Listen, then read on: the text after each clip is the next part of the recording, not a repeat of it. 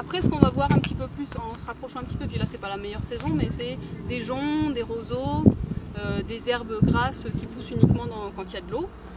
Et puis, certaines périodes de l'année, eh ben, ce milieu il va être soit inondé, soit juste avec de l'eau un petit peu affleurante. Donc ça peut être une tourbière aussi, une zone humide. Ici, c'est pas très très riche en tourbière, par exemple.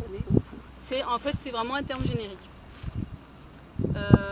Alors après, je réponds pour vous parce que je vois que c'est le début, on n'est pas encore très chaud. Mais l'intérêt d'une zone humide, c'est peut-être ce qu'on va se demander en premier avant même de parler de la zone humide.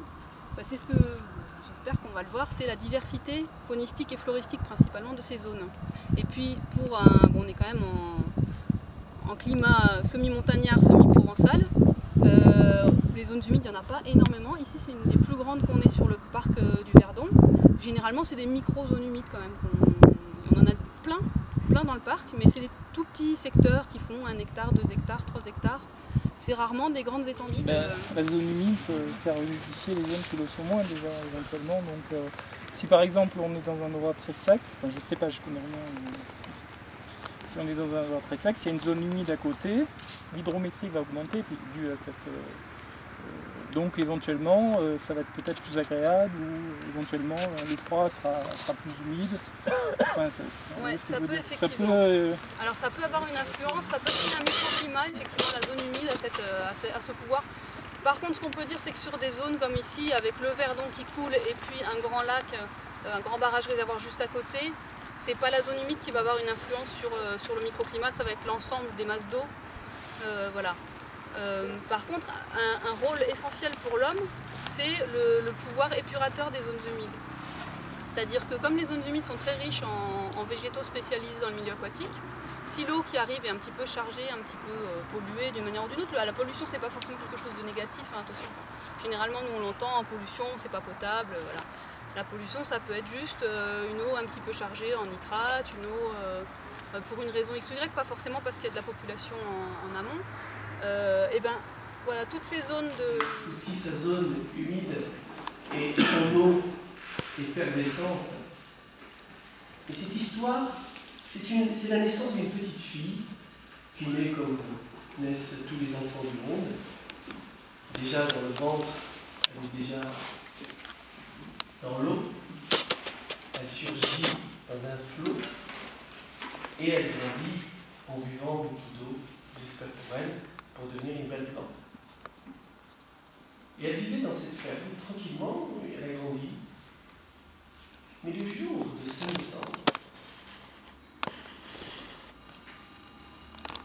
il apparaît, il est apparu un farfadet. Vous le dites par ici?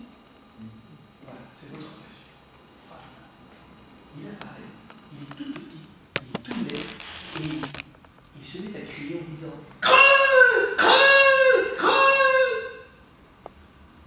Et là, le propriétaire de la maison, le père, la mère, dans leur ferme, le pourchasse et le farfadet s'en va en criant. Et ils l'ont chassé à coups de bâton. Et le voisin l'a vu. Un voisin, peut-être, il cultivait déjà une certaine jalousie. On sait bien, les vies dans les villages, c'est pas toujours facile, sur l'air.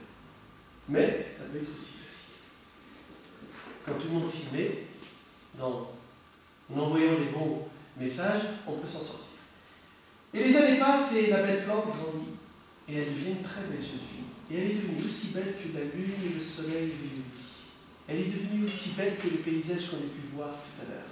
Elle est devenue aussi belle que le lever du jour que j'ai vu ce matin en arrivant vers chez